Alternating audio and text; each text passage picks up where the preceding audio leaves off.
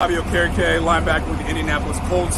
Make sure you follow my guys at the Anvil, best sports talk podcast going on with Colts right now. Tune in.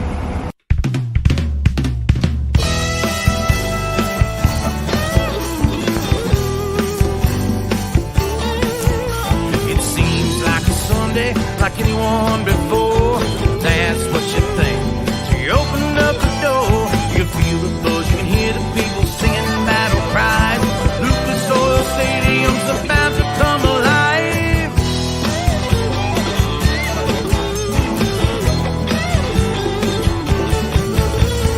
Blue and white jerseys, some old and some new, all gather round South Capitol Avenue. They come for the tailgate, some drive and some fly. Colts fans show up with fire in their eyes, yelling, "Go Host, go Big Blue!" We're in the stands, the tried and true, here to watch this football sensation. Come on, let's go, Colts Nation, the Colts Nation. We take this very serious, it is not a joke. We're back, all the players, we're back in it, coach. We scream and we root, we raise up our fists to support this team from Indianapolis. Go Host, go Big Blue, we're in the stands cheering for you, here to watch this football sensation. Come on, let's go, Colts Nation, the Colts Nation, Colts Nation.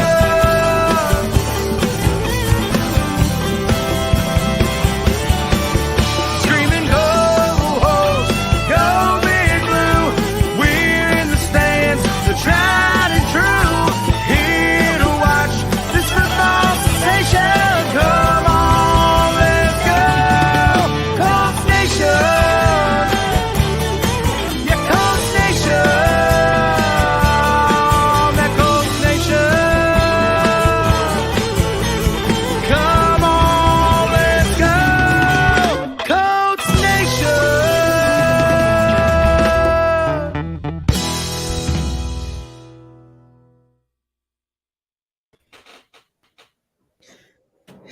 Yes, sir. It's the Anvil. We don't have our whole crew tonight, but that's all good. We got Big P, Country, and myself. This is the Anvil. You know what it is.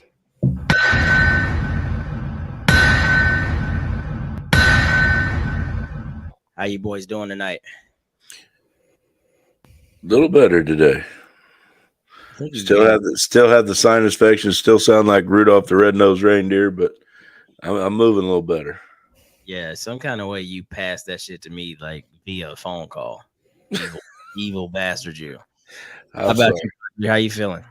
I didn't want to Brandon. suffer alone. I'm sorry. Oh, You can't blame me for that. How you Sorry, hanging in there Country. like a hair, hanging in there like a hair and a biscuit. what? A hair and a biscuit? What? you start the night off with some crazy. Bruh. What? Oh, You shit. never heard that. No, in here like a hair and a biscuit. Hanging in there like a hair and a biscuit. Oh, hanging in there like a hair and a biscuit. But don't put no damn hairs in my biscuits. Wait a minute. That's not, let me almost. Hey, we ain't even started the show. We're already off fucking track, boys. Don't want all that bullshit. You know what? Let's just go right into it, dog.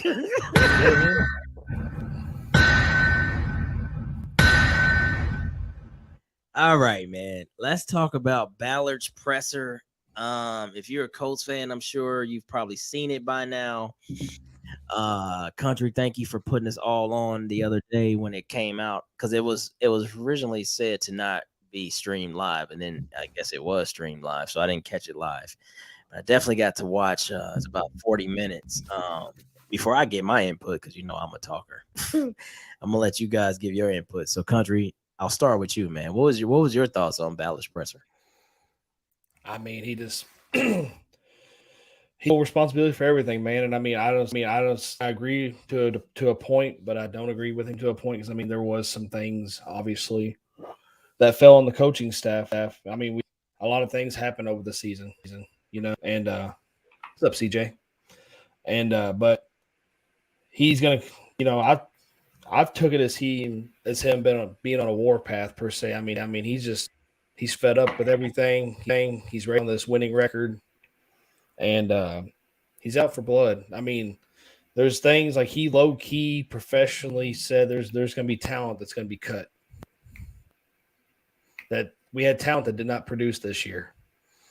We don't know. I mean, just to name a few that I've seen. I mean, Kenny Moore said he didn't. Obviously, we've seen MPJ drop some passes. Even certain defenders, just looked like they gave up. A lot of these key players look like they've given up. He only gave Pete credit to, I'm going to say 2.5 people. He gave some MPJ credit, but the two biggest he gave credit to was DeForest Buckner. Everybody else, he pretty much just called out. So I'm expecting changes as far as free agency, as far as trades. I'm seeing, cuts. I'm seeing some big changes made. Yeah, all of that. Pat, let me get your input on that. All right, but if I go into a coughing spell, you guys know what's up. This bronchitis is whooping my ass. Sound like excuses, but start talking. And Clyde, this being in the military, we're taught different leadership styles, and for a true leader to be that leader, he takes everything on his shoulders, good, bad, and ugly. Doesn't matter. I saw Chris Ballards do that, but I think he did a lot of it just because he's the leader that he is. You can do your job, but if the people beneath you aren't doing their job, that's where the blame should fall. But he didn't, go that route. He took it all. He says, I failed. I failed you. I failed everybody. And in my belief, that was an inaccurate statement because he did his job. You look on paper, this should have been a contending team, and it wasn't.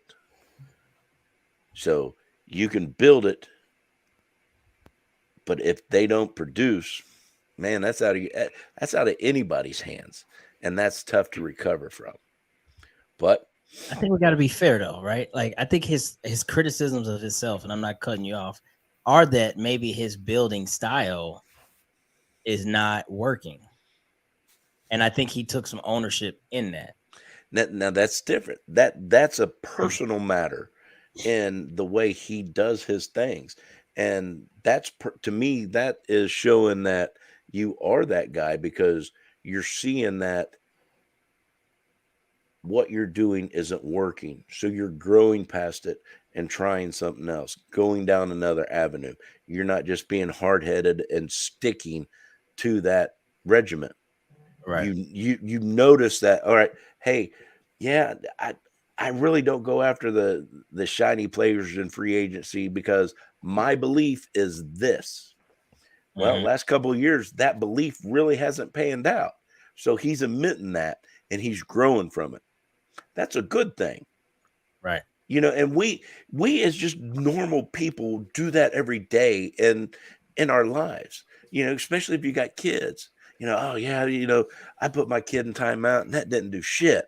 That little son bitch still running around marking up on my walls. Okay. So change your style up and whoop his ass next time.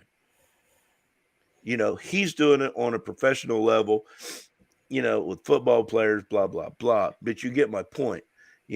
When you go back and do some self-reflecting and you see that this system that you have in place for how you do your job isn't working, you're going to change it. And that's what he's admitted to. So, I still have nothing but love and respect for Chris. I still think he's the best GM out there. And it's not just because, he gives us the time of day or anything like that. You look at, see what he's done. I don't know how many other fan bases I argue with all the time. Oh man, you had Peyton Manning for this many years, 1 Super Bowl. Oh, you had Andrew Luck for this many years, 0 Super Bowls. Why? Why do we have to have this conversation? It's because the people in charge, the Polians and all that, they were single focused on offense. That's it. You can't build a championship team without 3 phases on that field: offense, defense, special teams. Look how Ballard has been building this team since he's got here. It's balanced. Now this, for whatever damn reason, this year fell flat. I don't know why, but it did. It happens. I'm sorry. I got some thoughts on that too. But you have to have, if you want to build a championship team, you have to have balance on all phases of the field, and he's doing that. I agree to an extent. I agree. Because to me, here's my theory to that.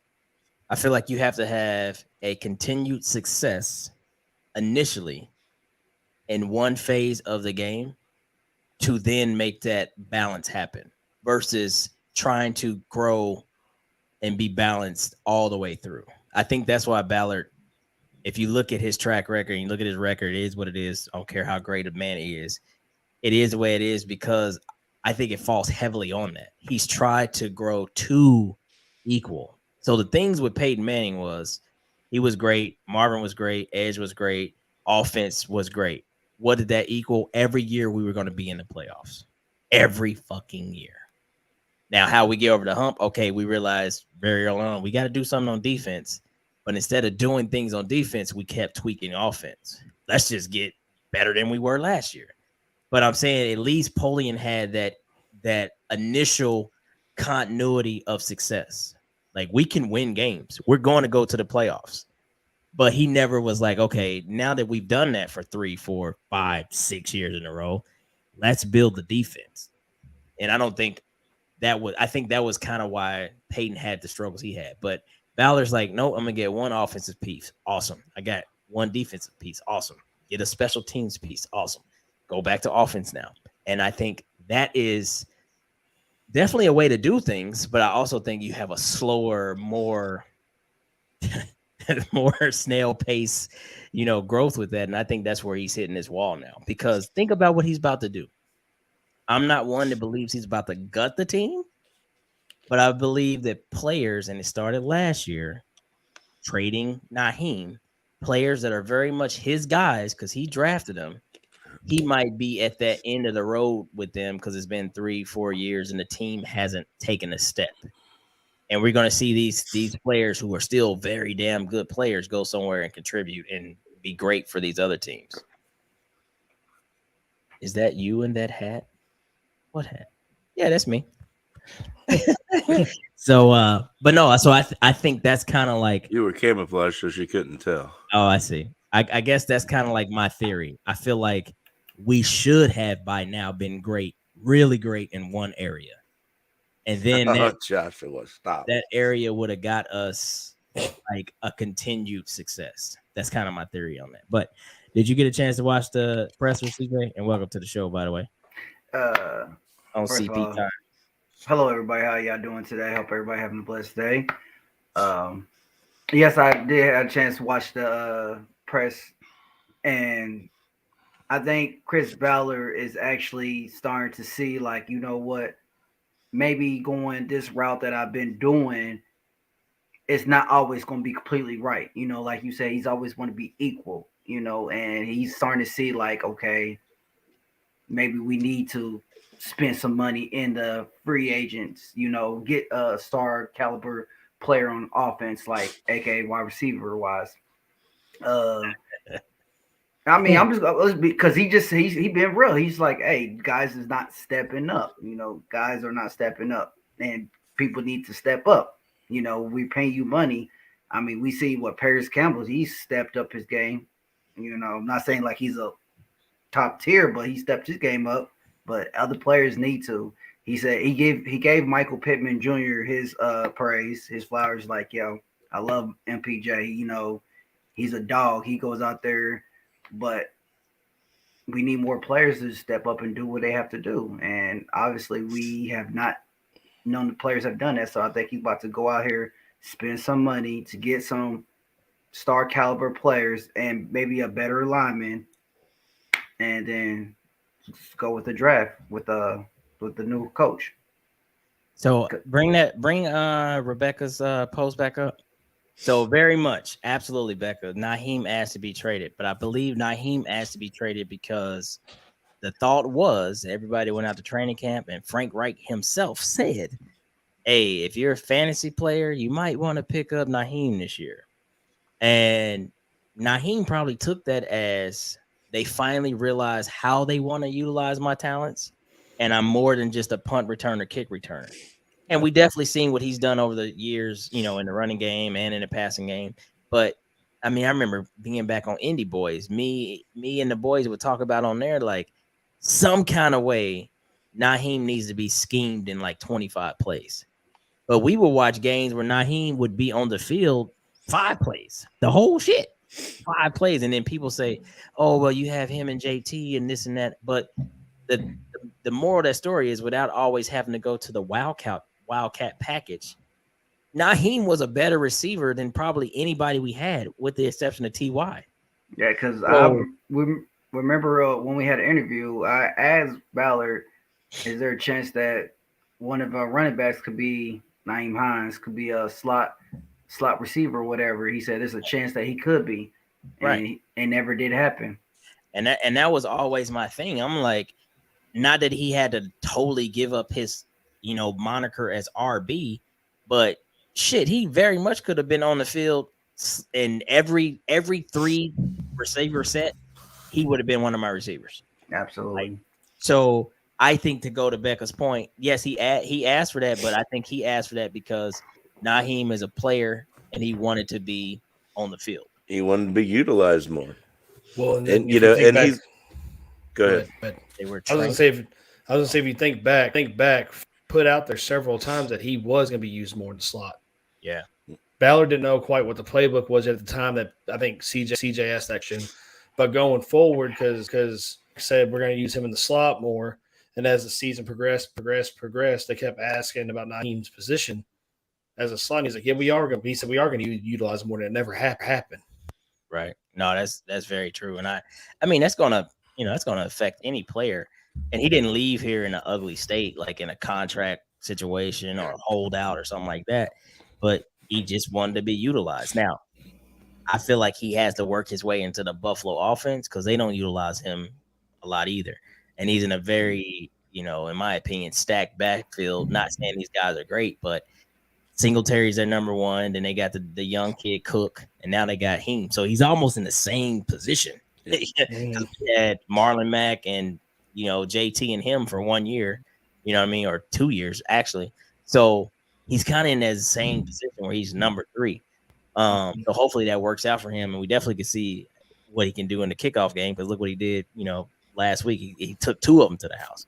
So I say that to say, going to what Ballard was talking about, I feel like there are going to be some players that don't come back. I don't know who they are. Kenny's name can come up there. Bobby O's name can come up there maybe because he's in a contract year. I mean, they might try to trade people that are going to be in a contract year. So that's Paris Campbell. That's Michael Pittman. I guarantee you we're going to re-sign, you know, JT, and he's going to get top dollar. But I also feel this is the problem too, that maybe Chris Ballard was hitting on, and maybe not just being direct. He's taking a lot of risks. He's taking a lot of risks in the simple fact of, how much am I going to miss Mark Lewinsky?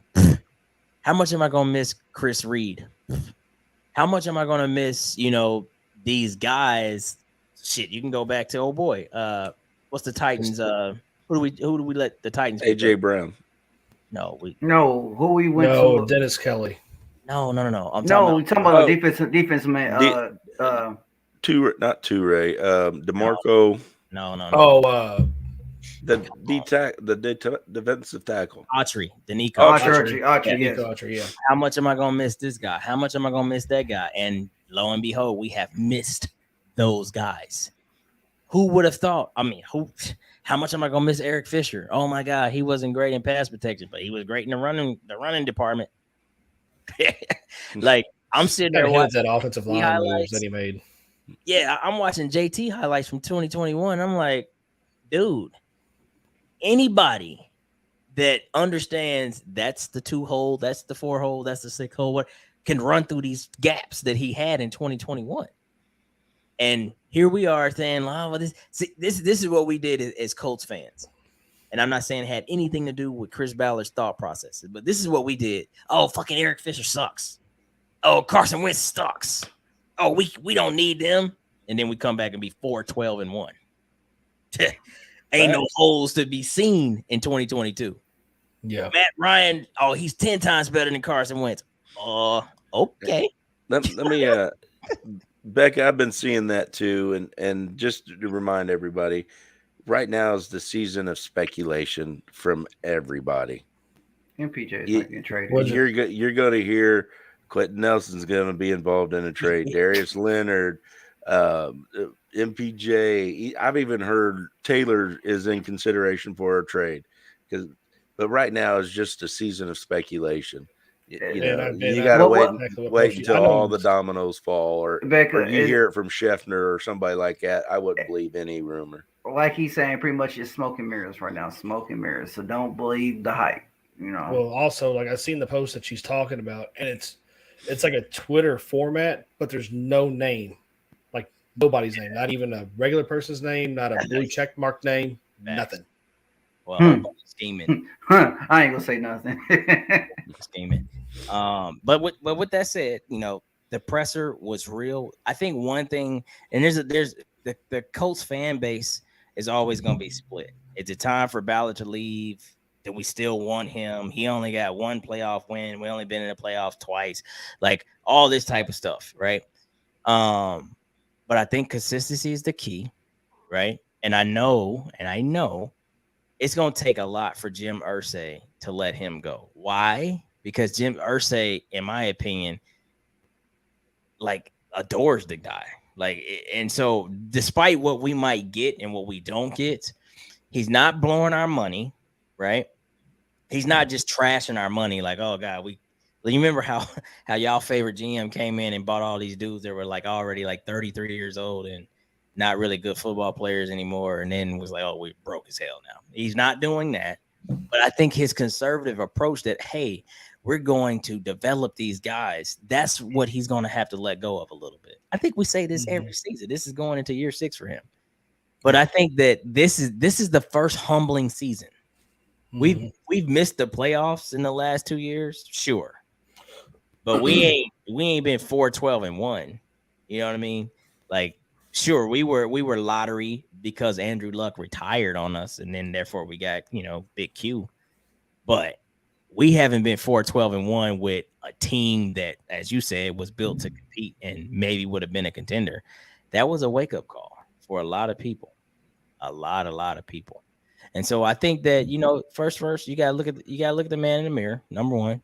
2, you got to understand that your job and your philosophy for how you do things can be altered.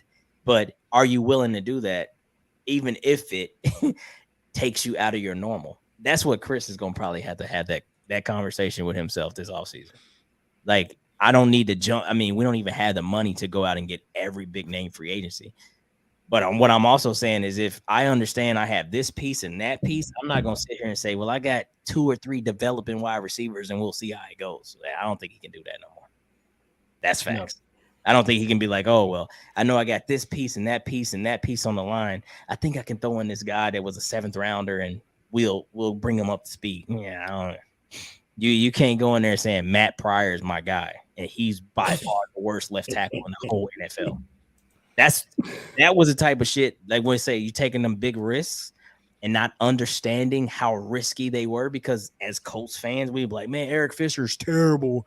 Bro, I would have killed to have Eric Fisher this year. I would have killed to have Kowalski. I would have killed to have any of them linemen back. bruh. What? Any of them, Lewinsky, Reed, any of them. They all had to overcompensate. I'm not giving anybody a pass. I mean, hey, some kind of way, Quentin still made the Pro Bowl. I didn't think he had a Pro Bowl year. Ryan Kelly definitely didn't make the Pro Bowl. Braden Smith took 3-5 steps back. But you got to think about the man to his left. He was comfortable with Glowinski. All right, I'm good over here. Like, I think he's getting beat, worried about last time they ran a stunt to the inside. I had to chip because Pinter wasn't ready and whoever else was over there wasn't ready.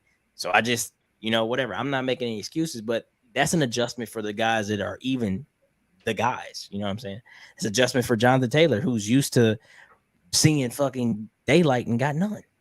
So just my thoughts on that, man. But that's all we need to say about the presser. So we'll see. All right. So let's move on to the next There've been topic. a lot of good comments, though. Just real quick to cover some of this Derek Carr stuff that we're seeing. Zach Keefer confirmed Derek Carr the Colts are not in trade talks for Derek Carr. Of course, we're not in trade talks, but you also heard what they said. If he's not gone by the 15th of February, they just gonna release him. Yeah, but I mean his trade he doesn't have a trade clause or something right now either. Yeah, I know, or something. It was like a vivid little art. But knowing what his contract still is going to pay him, knowing that Vegas is wanting to get rid of him, why would you trade? Why wouldn't you wait it out, let him drop him, and then go after him? I mean, I would. He still owed $40 million. and that's about what we always run into, right? Carson Wentz didn't have a big number. We gave Phillip Rivers like $22 million for 1 year. 25. Okay. Yeah. So, I mean, I don't know. He said I would eat rat poison. Here's the thing, Kirby, and you have an interesting Facebook profile with CJ Stroud there, because didn't even think about this. Thomas just put this in the group. He has not declared yet. He only has apparently only has they in college you have a certain amount of time to declare, and he hasn't done that yet. What is that about? Sounds like unfinished business in college, bruh. I mean, I can understand why Blake, came back. Blake Corum, I'm a Michigan fan, because he got hurt at the end of the year, couldn't help his team. He's about to be a senior, so on and so forth. Is Stroud maybe? Is Ryan Day in his ear? Then what? Yeah. Oh, you don't want to go to any of those teams that's going to pick you. Stay here another year. I mean, because then next year is Caleb's coming out, Bo Nix is coming out, a couple other guys, but he's probably dude, you've been a runner-out Heisman Trophy 2 years running. In my opinion, you're already the guy next year, because this year's the guy is little man, Bryce Young. So I don't know. This is crazy. I was not even honing in on this. But that's something that we're gonna have to keep our ear to the ground, because he has not declared, and then what? Hey, I was on record last year that I did not want Derek Carr. I'll be on record this year. I do not want Derek Carr. No, it's just another Band-Aid. I'll say this. I would not be upset with Derek Carr. Is that my priority A? Nah. Oh my God. I wouldn't be upset. I would not. I would not be upset with Derek Carr. Do you think he has 5 to 7 more good seasons of football? Before you go any farther, before you go in the next comment, do that comment. No, before we go next comment, it says if Stroud stays, then we go with the next rookie. Who will be the next rookie for you guys? Boy, don't you start with me. No, I'm just asking. No, I didn't say nothing. You know where it's coming. You know it's coming. I'm just saying. Will be Hooker? I mean, who? You see, I ain't say his name, so don't. Hey, AR-15, baby. I didn't say that. I say it for you, brother. I say it for you. I will say this: he definitely has leaped into the bottom half of the draft in the first round. He was not there previously, and everybody's talking. We love apparently Will Levis, because we've been down there every year and every game this year. Look, man. Hey, I'll go back to what I said. I would have loved to have Carson Wentz this year, pre-injury. What? I think it's a second year in this offense, he would have been better. I think I said it last week. That was just he said Wentz vibe. He puts off Tim Tebow vibes to me. No, fuck no. Tim Tebow couldn't even throw the ball, bro. He had shit mechanics. Man, I'm gonna say. I mean, that mean Were you talking about Will Levis?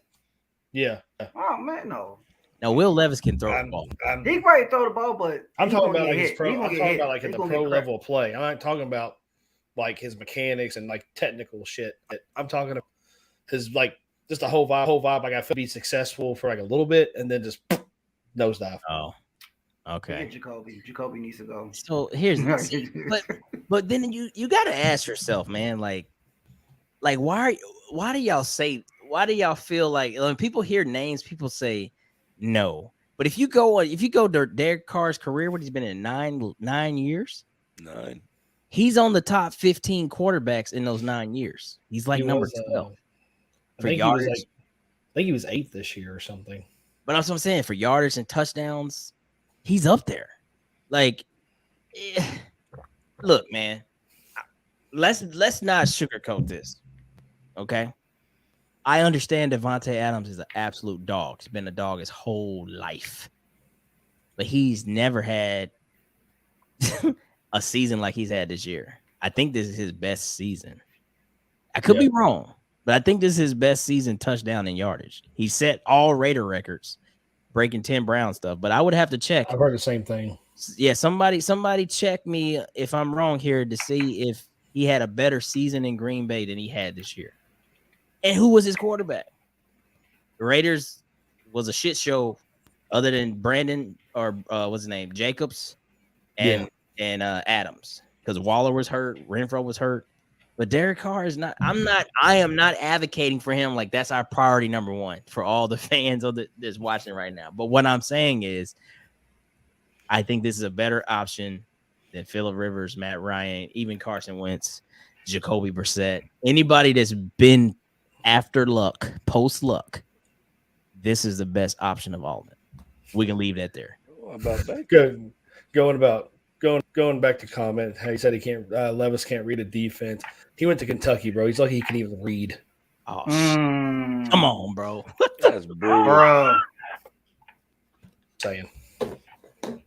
You on the Kentucky line. You in Kentucky more than you in Indiana. I'm half an hour north of Kentucky. I am, but Bro. I'm closer to Louisville than I am Lexington. Shit. But I'm a Michigan State fan too, and my wife's an IU alumni. So there you go. I mean, you kind of lost. You know, she might have found you on the side of the road or something. I get it. It's all good. Damn, Aaron said it's time to find a new podcast. Shit. Well, on that note, let's get the fuck out of this segment. I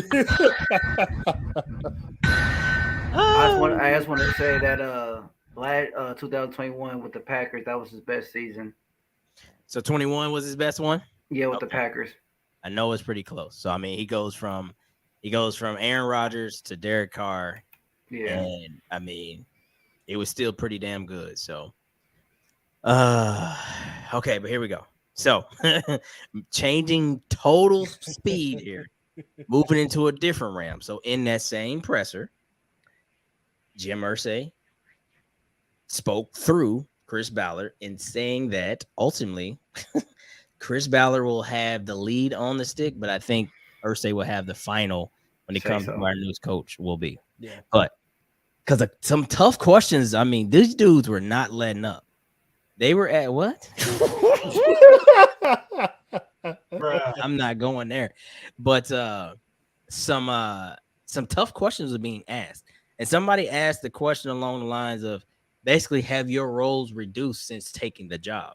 Almost like a personal attack. Because Chris was like, I know where you're going with that. But no, I'm still very much, I very much still do my job.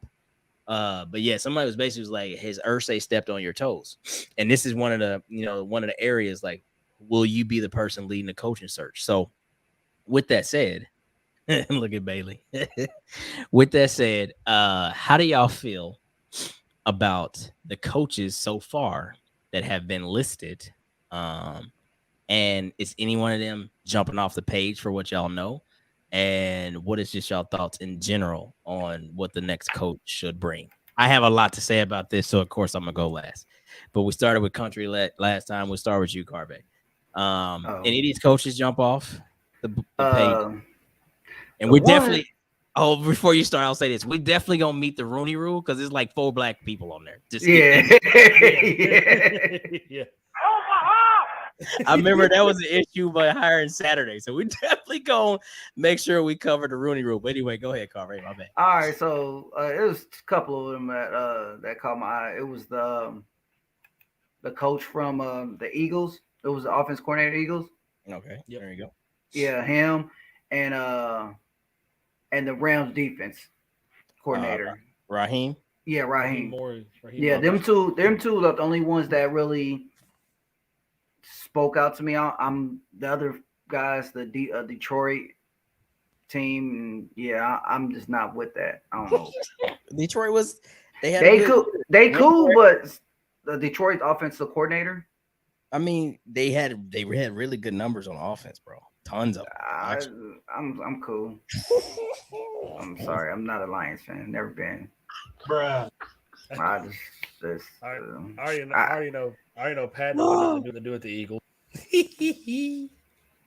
But we'll get somebody fresh, But see, the thing is, I don't know. Only thing I don't know about the Eagles coach is because they feel some type of ways when we let go of Frank Reich.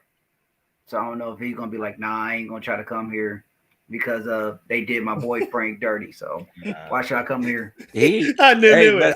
I'll let you know. He did accept the interview, though. He did, man. Accept it. Just get. He did accept it. He did. Just do that. Maybe he's gonna pull McDaniels on us. I don't know. Never know. I'll let you finish. I just want to let you know that he did accept the interview. But I'm not knocking, and I'm not knocking Bubba. I'm not knocking Bubba. Bubba out this season. Bubba special team shine brighter than defense and offense. I'm gonna be real because they did their thing. They did their thing, no matter what. I just don't know if because I think he still got that Frank Reich coaching mentality. I could be wrong. So I see you, Sean. Yeah, bro, I'm just ready for the Harbaugh rumor just to really fade. Like he's said so many different times, hey, I'm staying here in Michigan, but then the next day is like, oh, Harbaugh said he'll take any job if it's offered in the NFL, and Harbaugh this, that. It's just like, bro, I'm a Michigan fan. Y'all see the M back there, but he's being a little temperamental right now. Pick what you gonna do and be done with it. That's just my thoughts on that. I think we all like Bubba. And I would have to do some research. Classic, let's bring but yeah. My thing with that, if it was really like, hey, I really want a job, hey, I'm really interested, we would run the hell out the football. I know that much. But will we have an explosive offense? I don't know about that. So if that's what we want to see, we'll run the hell out the football and play some defense. I mean, that's about as good as it's going to get for us. But I think he would be great for a young quarterback. I do think that. I will put that there. Yeah, I think he would be great for a young quarterback. So, yeah, I'm with you on that, Tressa, for sure. But that's not my guy. It's not my turn, but that's not my guy. So I'll move to you, Country. Is there a guy that you've heard thus far that you really like, or is there another guy you're hoping that joins the list? What do you think? I got 3. I got Raheem Morris, the OC from the Eagles. But there could be a 4th if he happens to come in for an interview, and that's Leslie Frazier. Ooh. He would be coming with the Colts before as a quarterback's coach. So there you go, bringing in a young quarterback in the first round. He'd be perfect, and he would have great inside quarterback we should take in the 4th pick, or unless we move up, which, there's always a possibility with Chris. But I like them 4. The possible 4th. Leslie Frazier quarterbacks? I thought he's a defensive coach. Or I'm sorry, yeah, he's a defensive coordinator, but he's doing, what was he, a defensive assistant then? I think it's somebody else, I think. Well, he was here before. I forgot one more coach I always liked. The Tampa Bay coach. What's his name? Oh, the interim head coach last year. What's his name? Oh, He used to what be a is his quarter. He name? used to be a quarterback. Oh, Leftwich. Yeah, I like Brian Brian Leftwich. Yeah, Leftwich. I like I haven't heard- Leftwich. That Maybe that's he's a still playing too. but that's another coach right there that I think will be pretty good. I think he went to an interview somewhere. I think. I Did he? don't think so because they're still in the playoffs. I don't think you can. Not engage. exactly, but after. Oh yeah, that's right. They are But still- after, but I'm saying Brian Leftwich could be another guy that I don't know about that. you don't think so? Carvin, we don't. No. Look, okay, I got a question for you. Why do you not think Brian Leftwich? I'm just curious. Well, honestly, I think that he has a lot of comfortability in his weapons, to include. I'm not gonna say the word, but what a lot of people like to call the GOAT. You got Tom. Look, this is what I'm saying, bro. I'm gonna just shoot you straight. When you got a room full of veterans and Tom Brady's your coach, sure, you're running my plays, but I don't have to teach you shit. Like Byron Leftwich ain't out there teaching shit. You know what I mean? Like you might say, "Hey, Tom, you're like I like to read on this receiver more than that one." Okay, cool, but he ain't developing Tom Brady doing nothing. And I get that, but do you know? Okay, but he used to be a quarterback in the game, correct? Okay, fine. Okay, and then B, his mentor, who we trained out under, was who? Bruce. BA? Yeah, okay. Yeah, which Bruce got ties with the Colts. So why not? My thing is this. That's why I'm just saying Bruce was a hell of a coach. Let's be real. Bruce was a hell of a coach. I'm not. And Brian pretty much, took notes like, hey, I learned from him. I learned from Bruce. Bruce is that guy, and Brian is a smart cat. We would have a faster pace, more explosive mindset on offense. Are the players there? I don't know. No, because you got to think about this. Kyle. No, because you got to think about this, Pat. Where you say Peyton, he's still under contract, and we got to trade for something for Peyton. That's the thing. I don't think that's going to happen. So we're out the picture. Yeah, I wouldn't trade for a coach. We ain't that desperate. Nah, not at all. So that's my thing. Whoever gets the AC job should try and retain Matt Ryan as Kobe. Nah. Well, I mean, Sean, that's so when those things happen, like two things have to happen. A, he still said he feel like he can play football, and he's still under contract. I think that's a big ask because then you're telling him, okay, take a whole back seat and then be a QB coach. Like if a dude still think he can spin it, he's got to find that out the hard way. Like, no, I really can't throw no more. You know what I mean? I think that's happened. I think that happened to Peyton Manning. Like in that last year, even though they won the Super Bowl, he was like, I really can't throw anymore. And that's probably the most defeating moment in your life. Like throws that were easy, I can't even do it. You know what I mean? I seen somebody say Jim Caldwell. I still have a gripe with Jim Caldwell because the way we finished that 2009 season when we didn't try to go for the undefeated record, which I think deflated us going into the playoffs. We barely won our 2 playoff games, and then we lost in the Super Bowl. I feel like momentum is everything. And I know, I get it. The Patriots went 16-0 and still lost in the Super Bowl. And I understand that. But the moral of the story was, why shut the team down when they very much wanted to do something? And don't tell me about player safety. That's always bullshit to me.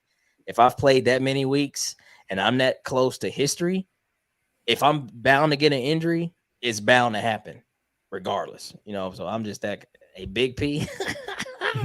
I'll tell you what, Stacey, if Big P becomes the head coach of the Colts, I'll become the new left half tackle. How about I'm Omaha and all that shit. All right. Well, One more time. Hey, Why are you trying to crush my glory here? No kidding. I've been told on the show several times I need to be in the offensive line. So what the shit? Oh shit. Country, when was your last snap, man? What year was that?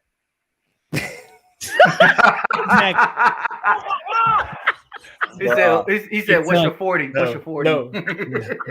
Oh man. Oh shit. All right. I'll tell you this much. I'm better than Pryor, okay? Oh yeah, anybody's better than Pryor. Chuck Pagano. Come on, Tyler. Don't do that. Shit, my moon Oh, pie's come probably on. better than Pryor. All right, Pat, where you at on this? How you feel about what's next? I pointed at that comment because the Sean Payton comment, because I have been curious why we're not even requesting an interview with him. No, Who? we don't have a first round to give up. Yeah, we're not giving up. They asking for a first round, so that's why we're not getting Oh, Sean is that Payton. what they're asking for? Yeah. Multiple Okay. first This year. rounds. So this year and another year. No. Can't do that, big dog. For Sean. Well, for Sean. that answers my curiosity there. I like Jim Harbaugh, but he doesn't win the big ones. He can get you there, but he doesn't win them, and that scares me. Yeah, well, You know, get off. that, Hell does Notre Dame win? Some bitch. Don't be telling me. don't attack me because I'm speaking truth here. Talk about. I'm going to go back to muting and coughing my head off. Sons of bitches. My bad. Go ahead. Tell your story. I am intrigued by the Lions OC. Sorry, did I come out loud? I'm so sorry. You said that out loud. Yeah. Oh, man, my bad. I was thinking that in my head. Well, your head's leaking. Your head's leaking, motherfucker. I'm sorry. Go ahead. Continue. I am intrigued in that one. He said, I'm definitely intrigued in old boy from Philly. But my honest opinion, I think it's going to be Bubba. I really do. And I'm only saying this because I read an article the other day. I think it was by Zach Kiefer, but he was talking about how many of Bubba's special teams players has gone on from special teams and done fabulous. Yeah, that's a developing coach right there. I've heard several years, or not several years, but like a couple years now, that he's just like he fits the mold and he's a prime candidate for a head coaching job. I even think like everyone thought last year before he was gonna leave the Colts and go interview for head coaching jobs, and he didn't. Yeah. So I mean, my guts tell me that they're going to end up hiring Bubba. But I just don't know. I mean, there's so many good ones out there that pack a lot of shit behind them on their resume. So to say this guy's better than that guy and this guy's better than this guy, man, I can't. Right now at this point, I cannot say that. The only thing I can say is to me, it looks like Bubba is primed to take this job, bring in his system, and he knows the guys here. The guys here love him to death, so he'll instantly get that locker room back together. A new coach that these players don't know, he's going to have to work on them and get that locker room back together. And that's going to take some time. But if you look at Bubba and he gets the job, everybody's going to be calling him, hey, congratulations, coach. Can't wait to, dog this year out for you. Da, da, da, da, da, da, da. And that, I mean, it's an instant transformation with him. When you come and you talk about, the locker room and how Frank lost the locker room and this and this and this and all the shit we've talked about all year long, Bubba can instantly fix all that shit. How do you know? I don't. I'm sorry. I'm not trying to be a jerk. I'm not. I'm just like, how does he know? Because just from what I'm reading, just out with a Carve, okay? From what I'm reading and what the guys are saying about Bubba. Okay, I'm not trying to be a jerk. That's my perspective. That's what we do here. We give our perspective. And I get that. I'm not trying to be a jerk. I'm just curious, like, how would you know? How do you know you're not being a jerk? All right, you know what? From my perspective, I'm telling you right now. From my perspective, I'm not being a jerk, okay, sir? Because, I'm just giving my perspective. All right, here we go, man. I'm going to be long-winded. I'll say this, bro. Oh, my goodness. Sean Payton's of the world, though he had a long tenure. The Sean McVays of the world, the Nathaniel Hackett's, you name it, on and on and on. All these coaches that have a certain profile, either I'm an offensive guru or I'm a defensive guru or whatever the hell, you're hiring them under that pretense of what they know about the game. And what normally happens, you can take Frank Wright as an experience, is we find ourselves in positions in games where that coach that is one side of the ball or other is stuck because he can't make a coaching decision for the entirety of the game. I'm going to bring up this. I'm not saying this is my guy, but if you listen to what Jeff Saturday said in his end of year presser, he said something that stood out like a fucking sore thumb. He said, if I am given the opportunity to do this, I guarantee you I'm going to have a different approach. I see what things can be changed, and I see what things I definitely need to change, but I understand what my role will be. I am very much just paraphrasing, but he basically said, I will be leader of men. I will bring in my OC that will do OC things. I will bring in my DC. Maybe it's still Gus, but my coordinators will do their job. And I will manage the entirety of the team and the game on Sundays. That's what coaching is about. See, what we get caught up in is this guy's last year at this team, they had the best offense in the league, or that dude was responsible for having the best defense in the league. How does that translate to the entirety of the game? I don't want to be in a situation where we have another offensive mind, Frank Wright, who was great, won a Super Bowl, whole fucking 9. But as we see, he's not engaged on 3rd and 6 and looking at his coordinator like, yo, why you sitting in this soft shell? Like, get your ass up there, send some pressure. Let's get off the field here. I don't want to be in that situation. So Jeff Saturday having that approach, that mindset, maybe he's not the guy because he just doesn't have enough experience coaching. But I would rather have an even keel guy than a guru of any sort. Because as y'all mentioned already tonight, there's 3 phases to the game. Bubba knows special teams. A OC knows OC shit. A DC knows DC shit. But who can honestly say, I'm going to remove myself from that coordinator position when I was just on a staff to I am the person who picks the staff? I don't know that Byron Leftwich is ready to do that. I don't know if one of these young OCs who had a great offense last year in Detroit or Philly or whatever is ready to do that, because they're very much Sean McVay, tons of success early on. Won the Super Bowl last year, been to the Super Bowl twice, had the worst year of his coaching tenure and thinking about hanging it up. Maybe he got other shit going on in his life, but what I'm saying is at some point that roller coaster starts to, and you need to be more than just one-sided coaching. And I think a lot of people struggle that way. I think that's how Sean Payton left New Orleans. You know what else, Tyler Clown. You got started. You said, but that's really my thoughts. I don't have a lead right now because I don't know enough about these guys. And I'm not going to find myself getting caught up by just hearing their name. But I want to jump on what you had to say. But, I don't think they're going to bring a defense coordinator in because, like you said, Bubba is that special team coach. Gus is that defense coach, So I think it would be someone that could probably remove themselves or offensive thinking mind like coach. That's my opinion. I mean, we can see, bro. Like, I just think my personal opinion, you have to know the game of football. And Absolutely. So that's definitely criteria, whether you played it or you've been coaching it or whatever the hell. So definitely, I'm not knocking any of these guys because, hey, at least they even have the opportunity to be in a conversation. Wow. But my thoughts is you can't just come in and do what you know how to do. That's my thoughts. I'm saying yes to Kyle. Who's getting the middle finger? Pat. You didn't hear him? What'd he say? I'm like this with my hands so because I wanted to comment on something that Kyle said, and he said, "How, racist bastard."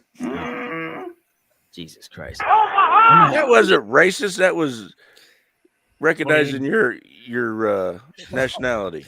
You know what? Go cough some more. Okay. God, that's true. Anyway, say what you got to say. Kyle, to answer a question on my part, I seen in an interview with him the other day, they asked the same question, and he said absolutely not. He's like, I'm not going to coach rich men. I'm going to build men. So he's going to stay at the college level more than likely, or even go down to high school, possibly. But he said he will never coach rich men. This is Deion Sanders? Yep. Well, I mean, I am definitely a Deion Sanders advocate. But I'm not. Look, man. Money when talks. you see, that's the simplistic part of it, and everybody had their opinions on whether he should have left Jackson State to move up, and this, that, and the other. We don't need to go on here on that show. That's old news by now. But if you've done one thing, why not do another thing? Who knows? Is my point. So, and a lot of times, a lot of shit is done for publicity anyway. And in the Yeah. NFL, it's probably harder to get that publicity in the NFL because it is the league, the shield. But you never know, bro. I don't know. It could be some crazy reunion one day, like Dion comes back to Atlanta. That got a ring to it. I don't know. I don't know. But Yeah. it's sticking with our guy, man. I'm hoping to see a big wave. I think we're at like 5 now, but we also have to make a decision quickly because I mean, He means Indian let's outlaw not even Carvey. be I see that look. huh? Oh, Jesse said, "Let's see Indiana outlaw." He means Indian outlaw. I don't even know what that is. But no, you don't want to. okay. Well, we're gonna keep.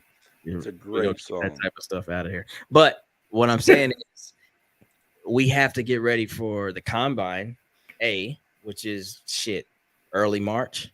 No, I'm lying. It's the end of February. End of February. End of February, right? So we got a little over a month before you start getting prepped for the draft and all this other stuff. So that's my thought process. So don't rush it, but you got to rush it.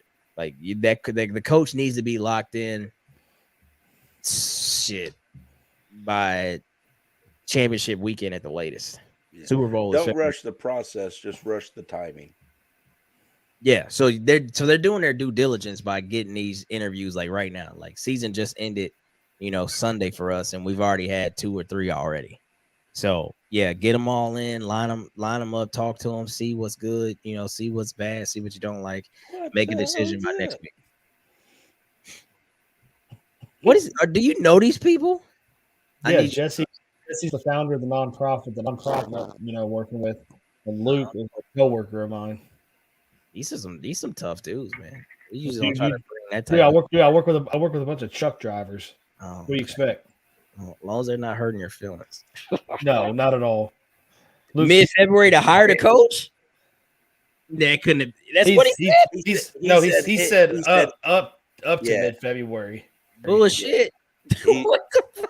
Yeah, just because he was saying he wasn't going to rush it, he was going to make sure he crosses the I's, he said he didn't care if it took to mid-February. Man, look. He said we're going to get it right. See, and that's something that we got to talk about before we get out of this segment too. That whole getting it right thing. This is my problem with that statement. You can't say that if you haven't gotten it right. We ain't got it right in 5-6 years, boys. So what is right?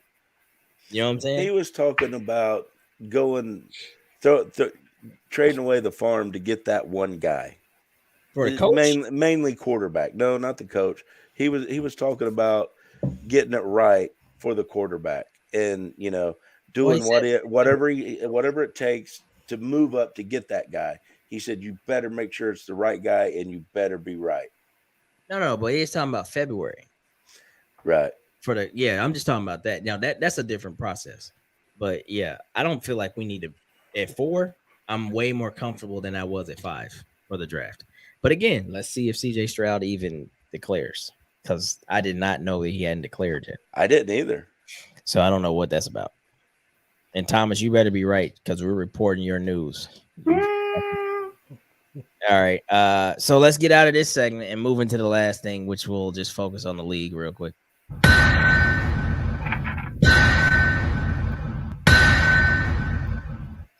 All right, man. So we got to do the NFL due diligence. I don't care. I really don't, but I'm going to watch it because I'm a fan. And I found it hilarious that Indy said no to hosting a neutral site. So I guess Jim and the boys is like, yeah, y'all not about to utilize us for that. That's kind of. I got some information on that if you want it. Yeah, we absolutely fire away. Speak up. The convention center and Lucas Oil Stadium is already rented out to the National Volleyball Tournament. Oh, that's why they had to turn it down. Okay. Well, they didn't turn it down because they didn't want to. They turned it down because the convention style atmosphere in Indianapolis is top notch. Everybody brings their stuff here. And as soon as the Colts were out of the playoffs, Lucas Oil Stadium got booked that weekend. Well, that's great. Yeah, that's the only reason the city turned it down. It didn't have nothing to do with anything else, but they couldn't say, okay, we're going to move 30,000 volleyball players to a different time because we want to host an NFC game that none of our local area people will probably even go to because it's not their team. No, I get it. And I can still keep my own thoughts in my head. I think Ursay still sit on his breath. Fuck y'all. We stink. We not hosting y'all fucking championship game. I don't know, but you need to answer Luke's question here, Costa. Oh my God. Everybody's Jesus Christ. Okay. So no AFC championship. Got it. Whatever.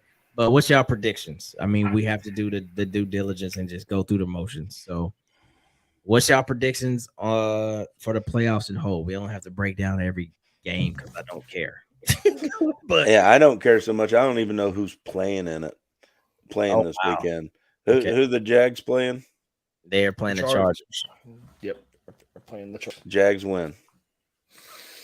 Okay. Then you also have. So these are the games. So you got the Bucks. No, I just got the phone with my cousin. Huh? I just got the phone with my cousin. Nobody asked. My cousin CJ. Oh, yeah, you do look like him a little bit. So yeah, he's gonna go to. He's declaring draft here soon. So all right, well, cool. So so you got man, y'all messed me up. You got the Bengals and the Ravens. You got the Jags, Chargers. Okay. Then you got Cowboys, Bucks. You got what's the other? Oh, I hope that game ends in a tie. 49ers. And then you got the Dolphins. The Dolphins play who? Dolphins and Bills. Mm-hmm. Bills are winning that one. And then what's the other NFC game? Who am I missing? Oh, who am I missing? It ain't Green Bay. No. Lions? No, Lions not in it. No, who's other? That's the other game. So you got Seattle and Niners. You got hold on, I'll look it up in a second. And there's one more other game. Oh, there you go. Vikings. Oh, wait. Vikings and who? Who do Vikings play? Vikings play the Giants.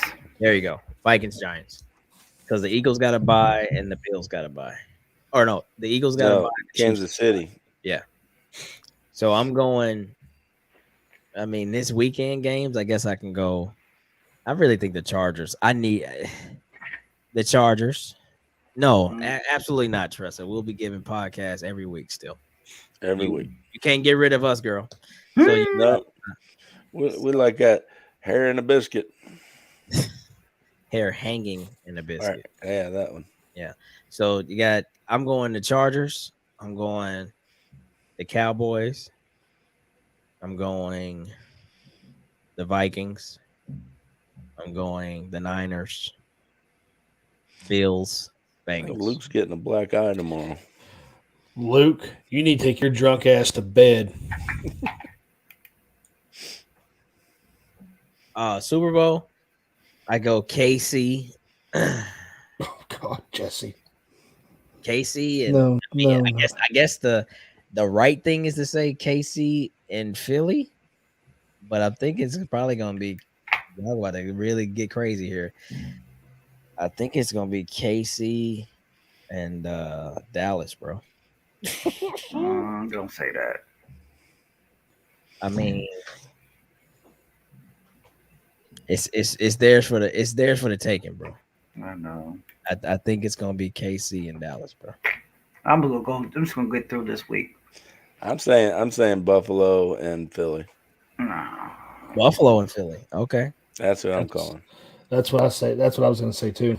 That's your Super Bowl, Buffalo, Philly. Mm-hmm. I'm just going to name for my picks for this week. I ain't going to pick a Super Bowl because I really don't care. So my picks is Seattle versus 49ers. I go 49ers. You know what? I'm going for Jaguars. beat the Chargers. Bills, Bengals. That can't happen. Who put that up there? Jesse. Is he the drunk one? Him and Luke both are drunk right now because they live together Bills. like a bunch of homos.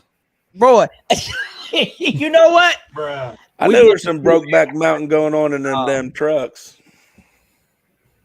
Hey, I got a trucker joke for you. We don't want it. This is a good one. You like it, Oh, Clyde. God. Hey, Clyde, mute him. Hey, why do truckers keep dogs in their truck? I don't know why. Because sheep are too obvious. What the hell? Omaha him. Omaha him, please. That's No. that's not- Omaha that joke. Oh, Omaha that joke. gosh. Is that Omaha in that like joke. Thank is that you. in like to counting sheep? Is that what that is going? Not counting, buddy. I get. Shut up, Pat. We are live. We don't talk like this live. All of y'all are crazy. Anyways, you know what? I see an upset game. Dolphins gonna beat the Bills. What's that say? Vikings. Bills, Eagles, and Bills finally get their ring. I don't know, man. Kansas City's hard. Go ahead. Ravens. Ravens. Fuck. I'm done. Goodbye. I was saying what you said because you're talking under your. Fucking faces. I really wouldn't be upset if the Bengals made it, though. Honestly, I really wouldn't. I feel like they need redemption from last year. But go ahead, Carvey. No, I'm done. You were talking under your breath. You were like, I was just reading. That's all. But Vikings gonna win. Another upset game. Ravens gonna beat the Bengals, and don't care about the last game. The Cowgirls and the Buccaneers. I don't care about that game. The Cowboys and the Buccaneers. I ain't say Buccaneers. I said Cowgirls and Buccaneers. Oh, why people hate the Cowboys so much? Just because they got that monikers America's team? Like, why would anybody in Indy dislike them? I don't know. Would dislike them? Yeah. I dislike them strongly. I mean, I know your fantasy team was Cowboys players. And look how you lost. That's what you get. Okay, you happy? You happy? You won? You want a cookie? I'll take 2, please. Get your ass up and go get one then. I heard them. Yeah, Missy, we beat KC, and I think we even forgot we beat KC. We're so bad this year. That was so long ago. Just think if we wouldn't have beat KC and Raiders, look where we'd be. What, number 1 pick? Number 1 pick. Let's just be worse than what we are. Okay. That's Pat. All right. So, there it is, man. We'll be watching the playoffs hastily. Like, I'll probably be. Well, no, I'm gonna go watch somewhere. I'm gonna go out to one of the bars around here and get some wings or something. There's no reason to be comfortable in my house in my coat stuff, so I'll go on the road and be around other people. My thoughts. I don't know. Okay. How I'm on one tonight? I ain't on one. That's Pat. Because you're a grumpy bitch. You can't even joke with you tonight. You just a bitch. Go do a couple shots or something, bro. See what happens? You ain't right. You see Eat what Snickers, something. No. Fuck. You see what losing does to us? Look at this. We so mad at each other. We turn our anger towards each other. It's tearing each other down. We're a bunch of sorry SOBs right now. Not me. I'm happy as a tick on a beagle's ear. Man, whatever. Everybody's just gonna come up with the most ridiculous analogy for happy, and just because you've never heard it doesn't mean it's ridiculous. Acosta, it's on you. Go ahead. Well, Pat, since you want to talk, what's your final thoughts?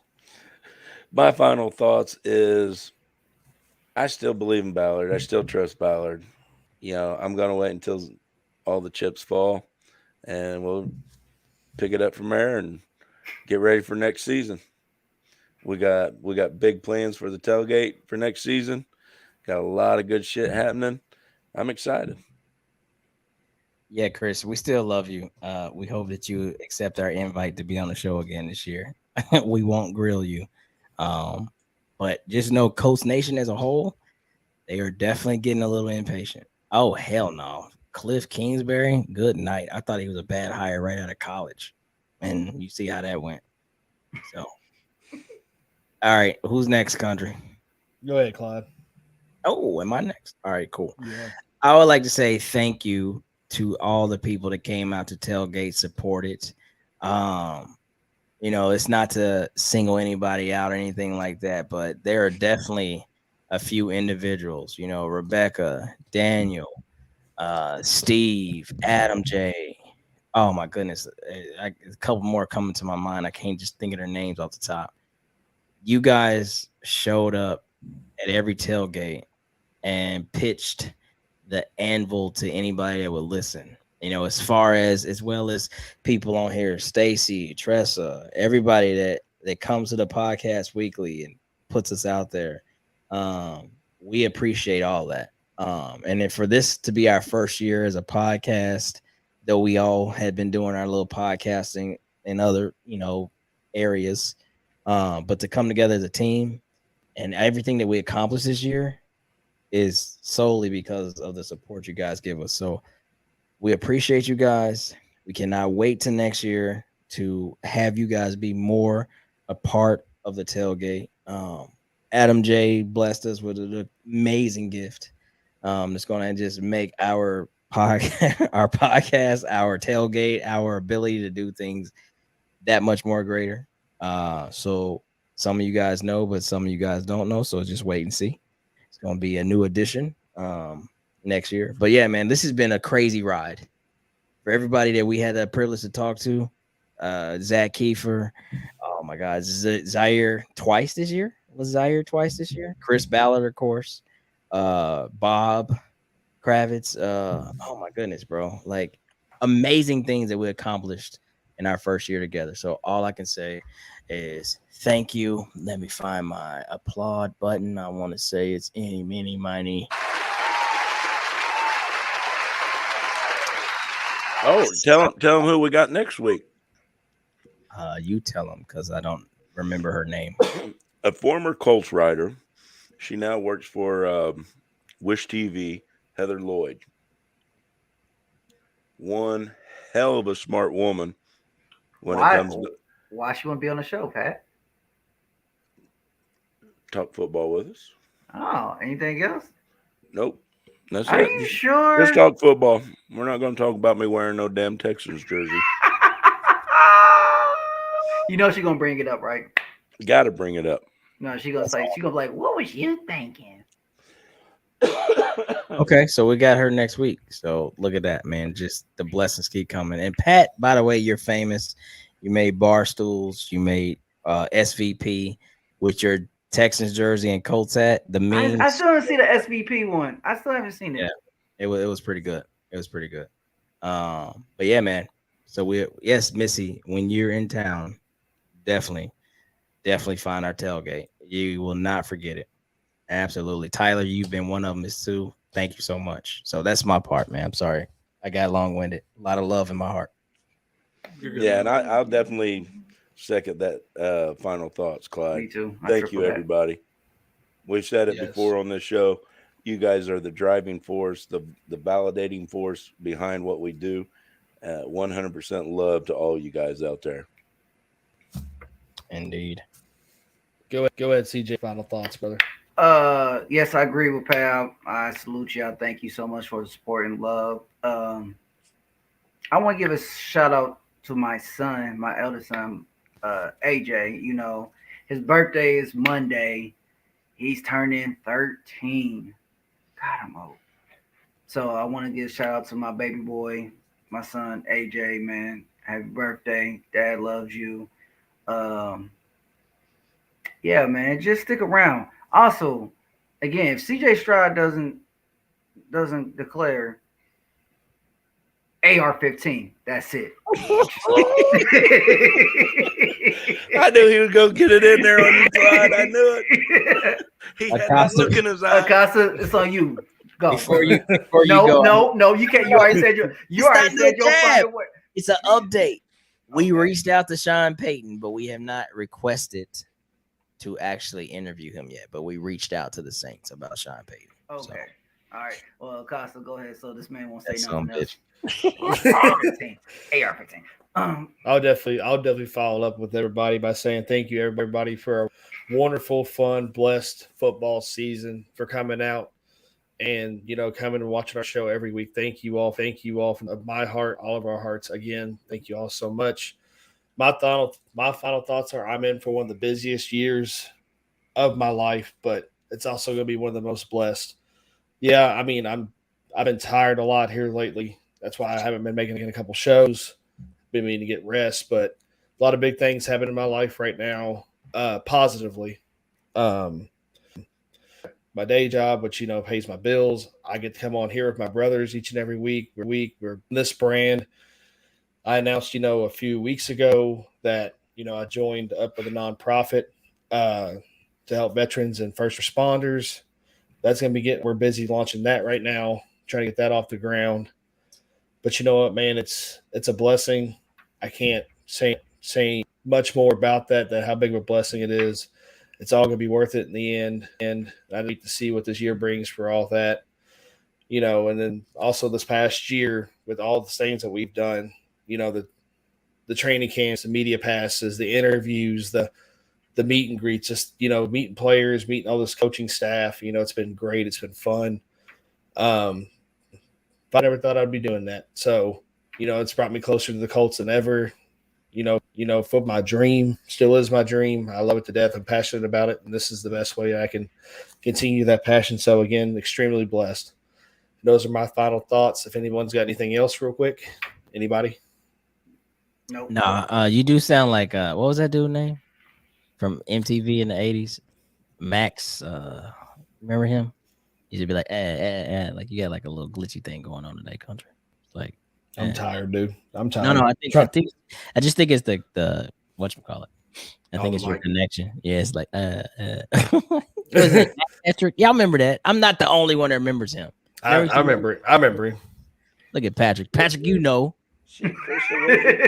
oldest bastard on here. He's looking at it like, what the fuck are you talking about? I remember him. Yeah. Anyway, let me know where you play the Max, poker games that I made. I don't think he had a last name. Oh, you play where you play live games or online games? I'm a poker. I'm a poker. Oh shit, then boys, we got an Anvil poker night coming.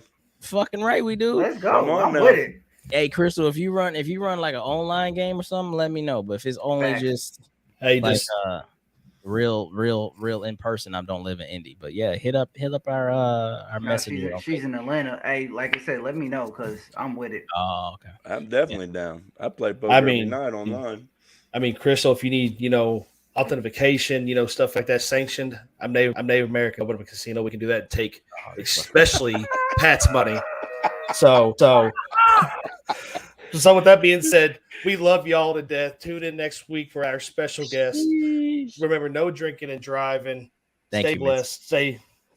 Stay pretty. And remember, go Colts. Go Colts. Hey, you got a good Max Headroom. Yeah, that's his name. And we're banging it.